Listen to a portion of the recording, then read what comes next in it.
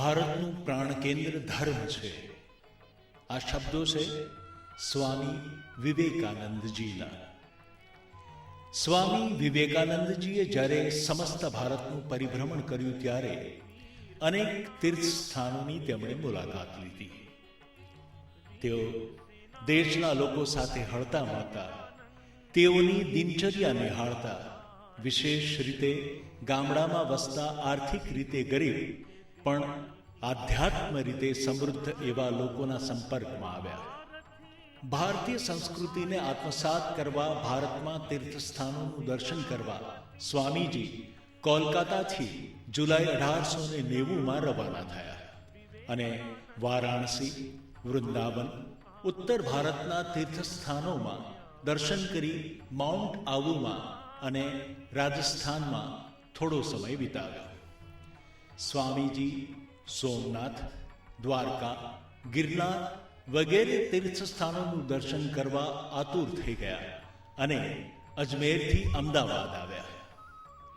અમદાવાદથી લીંબડી ગયા, જ્યાં તેઓ લીંબડીના મહારાજા જશવંતસિંહના મહેમાન બન્યા. લીંબડીથી પરિચય પત્રો લઈ સ્વામીજી જૂનાગઢ જવા રવાના થયા. માર્ગમાં તેઓ ભાવનગર ગયા. ત્યાં અત્યંત નિપુણ એવા ભાવનગરના મહારાજા તખ્તસિંહજી સાથે તેમની સારી એવી મિત્રતા થઈ હશે એમ લાગે છે, કારણ કે તેમણે કોલ્હાપુરના મહારાજા પર પરિચય પત્ર લખી આવ્યો. એમ કહેવાય છે કે સ્વામીજીએ સિહોરની પણ મુલાકાત લીધી. ત્યારે ગૌતમેશ્વર મહાદેવના મંદિરમાં તેમણે ઘણીવાર સુધી ઊંડું ધ્યાન કર્યું હતું. જૂનાગઢ એક એવી ઐતિહાસિક નગરી કે જેમાં મૌર્ય સમ્રાટ અશોકે ઈસવીસન 256માં 14 ધર્મશાસનો કોતરાવ્યા. આ પાવન ભૂમિમાં અનેક સંતો મહાત્માઓ પધાર્યા. એ માહીના એક સ્વામી વિવેકાનંદ પશ્ચિમ ભારતની તેમના પરિભ્રમણ કરતાં કરતાં લીંબડી, ભાવનગર, સિહોર થઈ જૂનાગઢ શહેરમાં પધાર્યા હતા અને જૂનાગઢ નવાબ રસુલ ખાનજીના દિવાન હરિદાસ વિહારીદાસ દેસાઈના અતિથિ બન્યા હતા. હરિદાસ વિહારીદાસ, છગનલાલ હરિલાલ પંડ્યા તેમજ અન્ય જિજ્ઞાસુ મહાનુભાવોની હાજરીમાં સ્વામી વિવેકાનંદ મોડી રાત સુધી જ્ઞાન ચર્ચાઓ કરતા. આ ઉપરાંત તેની જૂનાગઢની મુલાકાત દરમિયાન ઐતિહાસિક ગિરનાર પર્વતની પણ મુલાકાત લીધી હતી અને ત્યાં તેમણે કેટલાક દિવસો ધ્યાનમાં ગાળ્યા હતા. કહેવાય છે કે સ્વામી વિવેકાનંદજીએ આનંદ ધર્માલયમાં એક પ્રેરક ઉદ્બોધન પણ આપેલ. સ્વામીજીને પ્રાચીન સ્મારકોમાં રસ હોવાથી તેમના સંશોધન માટે તેઓશ્રીને જૂનાગઢમાં પૂરતો અવકાશ સાંપડ્યો હતો. આ સમયગાળા દરમિયાન સ્વામીજીએ 3 વાર જૂનાગઢની મુલાકાત લીધી હતી. આ રીતે જોઈએ તો જૂનાગઢ સાથે સ્વામીજી વિવેકાનંદનો એક જે નાતો છે કાયમ માટે અવિસ્મરણીય રહેશે.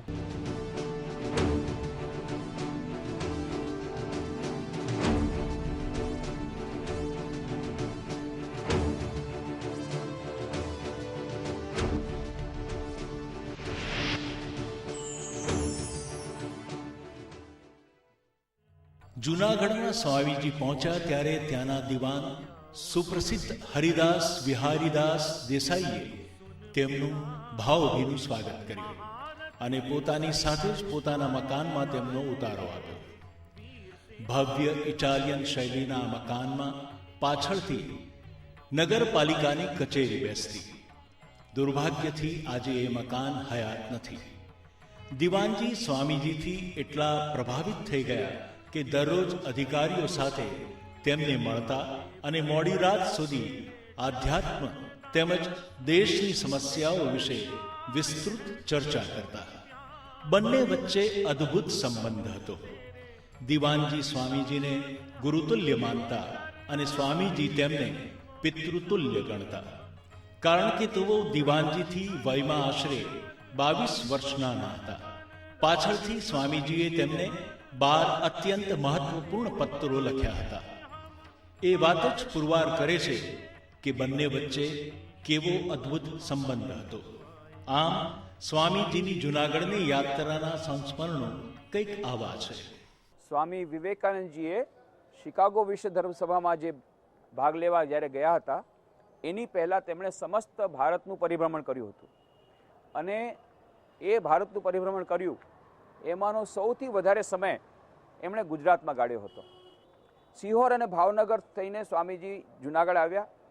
જૂનાગઢના દિવાન ત્યારે હતા શ્રી હરિદાસ વિહારીદાસ દેસાઈ અને એ વખતે દરરોજ રાતના હરિદાસ વિહારીદાસ દેસાઈ સ્વામી વિવેકાનંદ પાસે આવતા પોતાના અધિકારીઓ સાથે અને ઘણી બધી જાતની ચર્ચાઓ કરતા, એમાં દેશની પરિસ્થિતિ વિશે પણ વાતચીત કરતા અને સમાજ સુધારા માટે, શિક્ષણ માટે એવી ઘણી બધી વાતો સ્વામીજી સાથે તેઓ કરતા, ધર્મની પણ વાતો કરતા, અધ્યાત્મની વાતો પણ કરતા. બ્રિટિશ રાજ્યમાં કૌશલ્યને કારણે તેઓ 1874માં ફિનાન્સ કમિટીમાં સભ્યપદે તથા 1893માં રોયલ ઓપિયમ કમિશનમાં સભ્યપદે નિમાયા હતા. લગભગ 10 વર્ષ સુધી દિવાનજી જૂનાગઢમાં રહ્યા. તેમાં તેમણે અનેક સેવા કાર્યો કર્યા.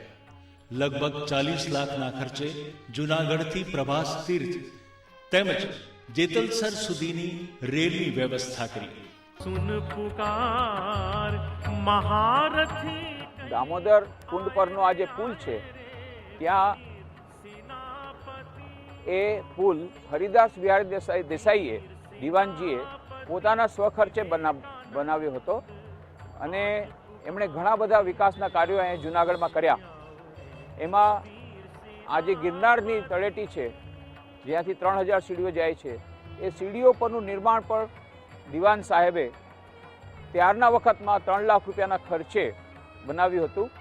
અને એ જે 3 લાખ રૂપિયા એ એમના માટે એક અનેરી સ્કીમ કરી હતી. લોટરી લગાડીને લોટરીની યોજના ઘડી અને એમણે તે વખતના જમાનામાં 3 લાખ રૂપિયાના ખર્ચે આ 3000 સીડીઓનું નિર્માણ કર્યું હતું. આ પુલ એમના સ્વહસ્તે એમને નિર્માણ કર્યું. આવી રીતે ઘણી બધી જાતની યોજનાઓ હરિદાસ વિહારી દેસાઈ કરી હતી. અહીંયા સ્વામી વિવેકાનંદ પોતે જ્યારે જૂનાગઢમાં રહ્યા હતા, જૂનાગઢમાં સ્વામીજી ઘણીવાર રહ્યા.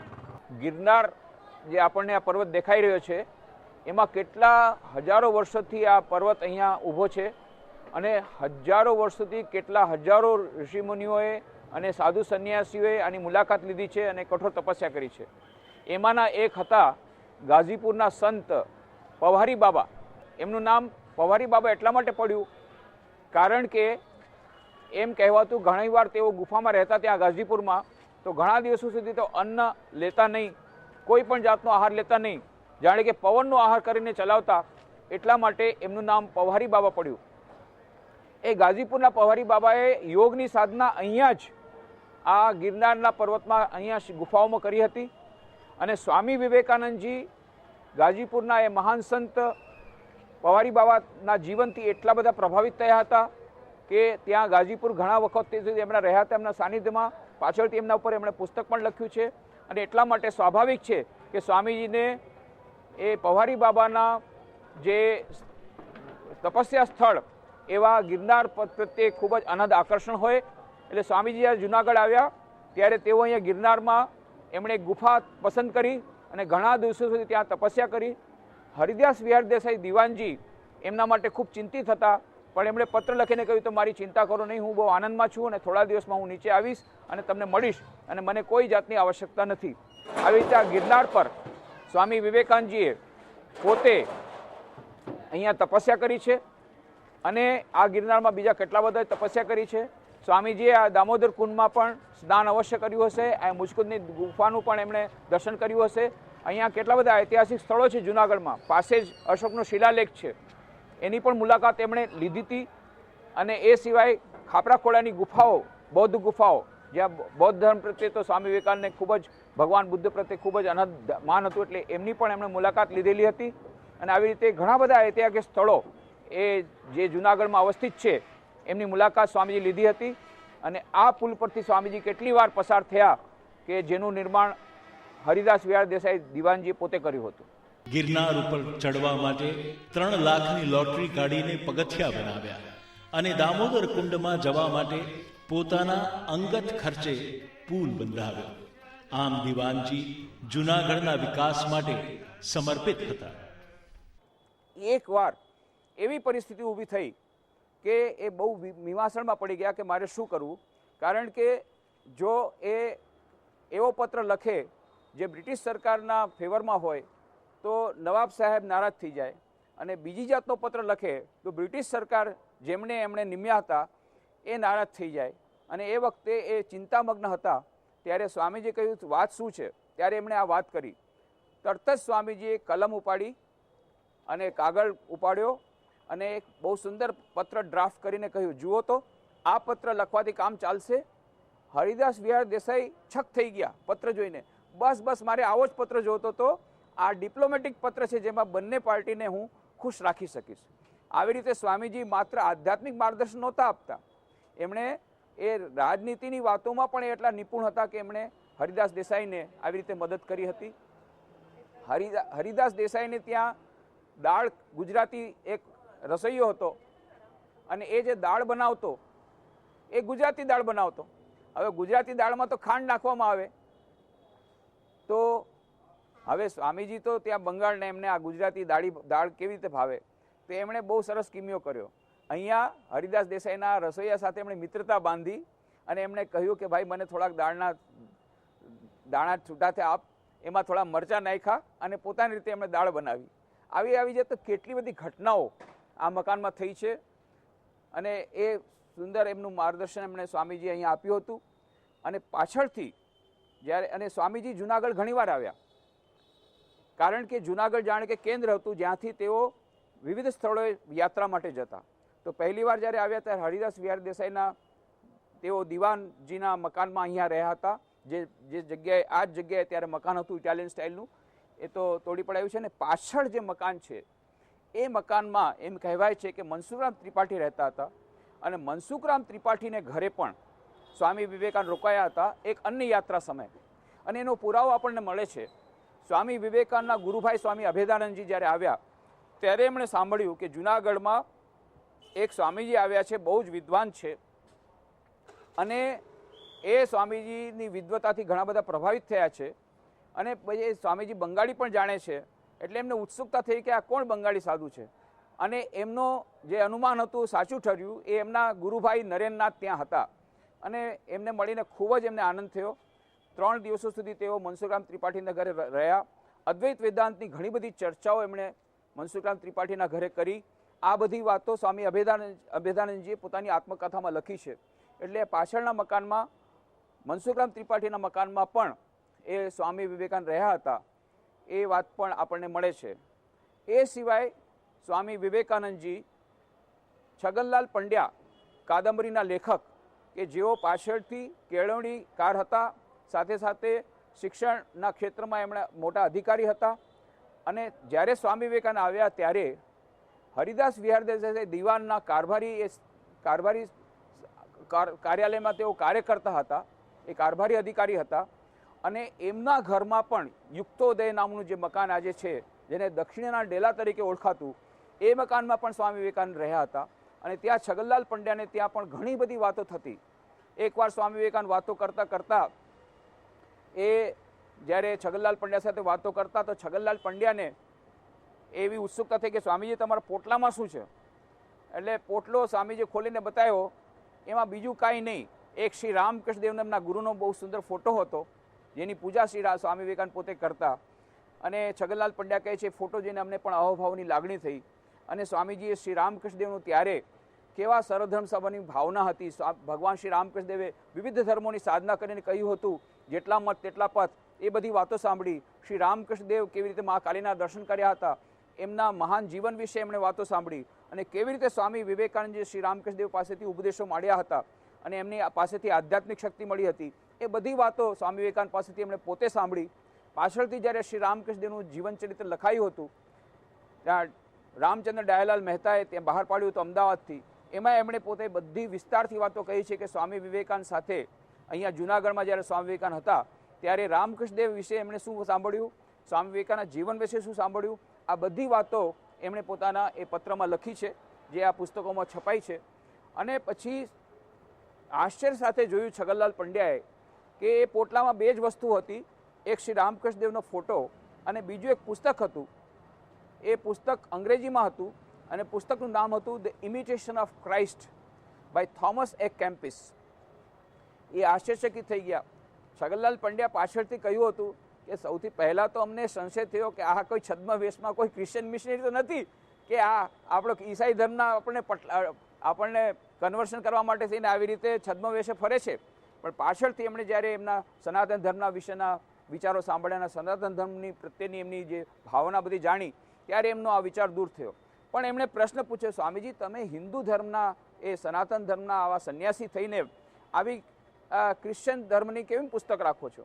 ત્યારે સ્વામી વિવેકાનંદે પ્રેમથી સમજાવ્યું, જુઓ ભાઈ, કોઈ ધર્મ અલગ નથી, બધા ધર્મો એક જ પરમ સત્ય તરફ લઈ જાય છે અને બધા ધર્મોના મહાન મહાન સંતો એ નિર્માણ થયા છે બધા ધર્મોમાં. અને થોમસ કેમ્પિસ એક મહાન સંત હતા અને એમના પુસ્તકમાં તમે જોશો, એમના ઉપદેશો તમે વાંચશો તો એમ લાગશે જાણે અમે ગીતા વાંચી રહ્યા છીએ. અને સ્વામીજી ખરેખર બે પુસ્તકો સાથે રાખતા, ભગવદ્ ગીતાનું પુસ્તક અને ઇમિટેશન ઓફ ક્રાઇસ્ટ.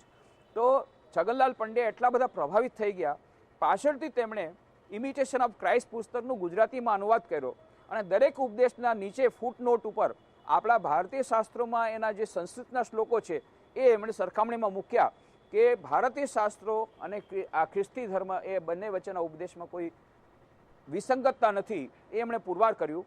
અને એ પુસ્તક અપ્રાપ્ય હતું, પણ સૌભાગ્યથી એ તાજેતરમાં એ પુસ્તકની એક પ્રત પ્રાપ્ત થઈ છે.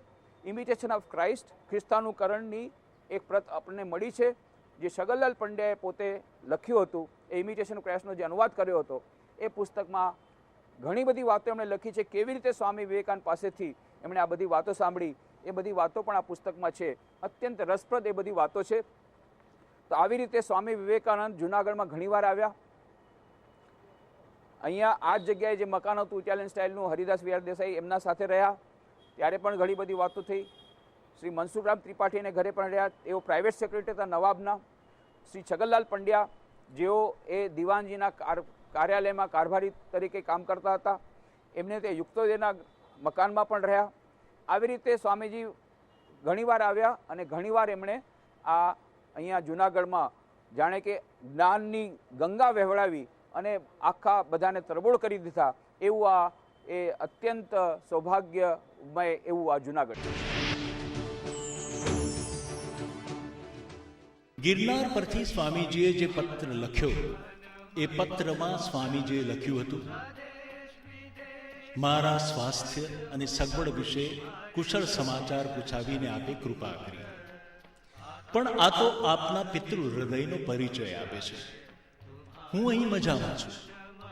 આપની સહૃદયતાએ મારે માટે કંઈ પણ ચાહવાનું બાકી રાખ્યું નથી. થોડા દિવસોમાં આપને મળવાની આશા રાખું છું. ઇતિહાસમાં રસ ધરાવતા સ્વામીજીને જૂનાગઢમાં જોવાલાયક ઘણા ઐતિહાસિક સ્થળો મળી ગયા. ઉપરકોટ નામનો જૂનો કિલ્લો, પ્રાચીન કુવા, બૌદ્ધ યુગની ખાપરા કોડિયાની ગુફાઓ, અશોકનો શિલાલેખ વગેરે સ્થળો તેમણે જોયા. ગિરનારના રસ્તા પર આવેલ દામોદર કુંડ, મુચકુંદની ગુફા વગેરેની મુલાકાત તો તેમણે લીધી જ હશે. અને ગીર જંગલમાં જઈ જંગલના રાજા સિંહના દર્શન પણ કર્યા હશે, એવું અનુમાન સહેજે કરી શકાય. સ્વામીજી અનેકવાર જૂનાગઢ આવ્યા હતા. તેમની અન્ય એક મુલાકાત દરમિયાન તેઓ જૂનાગઢ દિવાનના કારભારી મેનેજર તરીકે કાર્યરત શ્રી છગનલાલ પંડ્યાના ઘરે રોકાયા હતા. આ મકાન પૂર્વે દક્ષિણના ડેલા તરીકે ઓળખાતું હતું અને હાલ યુક્તોદય નામે ઓળખાય છે. શ્રી છગનલાલ પંડ્યાએ તેમના સંસ્મરણોમાં કહ્યું હતું, સ્વામી વિવેકાનંદના સાદગીપૂર્ણ જીવન, વિજ્ઞાન અને કળા વિશે તેમનું જ્ઞાન, તેમના ઉદાર વિચારો, ધર્મ પ્રત્યે તેમની અતૂટ શ્રદ્ધા, તેમની પ્રતિભા, તેમનું દૈદીપ્યમાન વ્યક્તિત્વ, આ બધાથી અમે મુગ્ધ થયા, ખૂબ પ્રભાવિત થયા.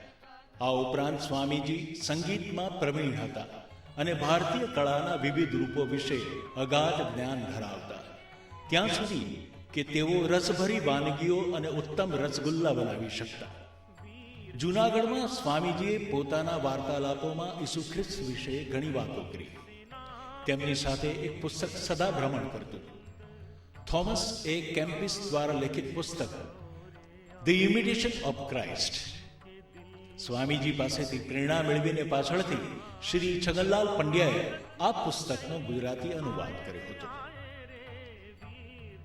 આ પુસ્તકની પ્રસ્તાવનામાં શ્રી છગનલાલ પંડ્યાએ સ્વામીજીએ ઈસુ ખ્રિસ્ત વિશે કરેલી વાતોનો ઉલ્લેખ કર્યો છે.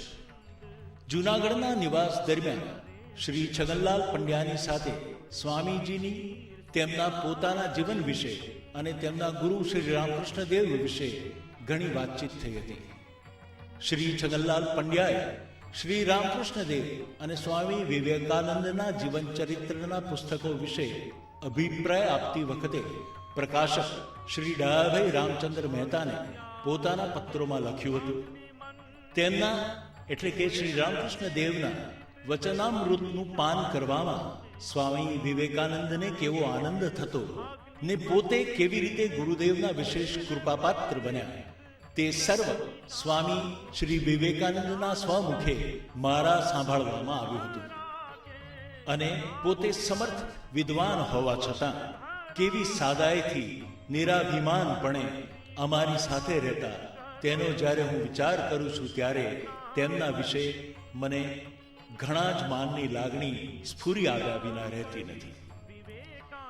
આ સિવાય સ્વામીજી જૂનાગઢમાં શ્રી મનસુખ ત્રિપાઠીને ઘેર પણ રહ્યા હતા. એ હકીકત સ્વામીજીના ગુરુભાઈ સ્વામી અભેદાનજીએ પોતાના આત્મચરિત્રમાં આપેલ સંસ્મરણોથી પુરવાર થાય છે. પ્રખ્યાત ઇતિહાસકાર અને લેખક શ્રી શંભુ પ્રસાદ હરપ્રસાદ દેસાઈ પોતાના પુસ્તક જૂનાગઢ અને ગિરનારમાં લખે છે કે સ્વામીજી પ્રથમ કાળવાને કાંઠે પ્રકાશપુરીમાં ઉતરેલા. જૂનાગઢના રાજ્ય જ્યોતિષી શ્રી શંભુ પ્રસાદ હરિદત્ત જોશીના કથાનુસાર સ્વામીજી સરસ્વતી મંદિરમાં પણ ઉતર્યા હતા. આમ સ્વામીજી અનેકવાર આ ઐતિહાસિક નગર જૂનાગઢમાં આવ્યા હતા. એને કેન્દ્ર કરીને તેમણે વિવિધ સમયે સૌરાષ્ટ્રનું ભ્રમણ કર્યું હતું. આ સ્વામી વિવેકાનંદનો ગુજરાત સૌરાષ્ટ્ર પ્રવાસ ઇતિહાસનું અનોખું પાનું છે. पुकार महारथी कई आए रे वीर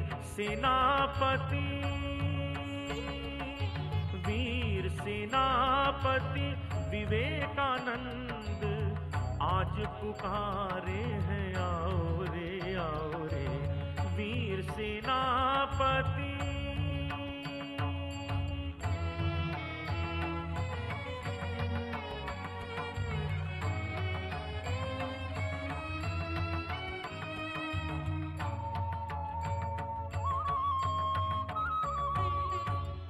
स्वार्थ त्याग के अग्नि मंत्र से हुए हैं प्रेरित नई दिशाओं में.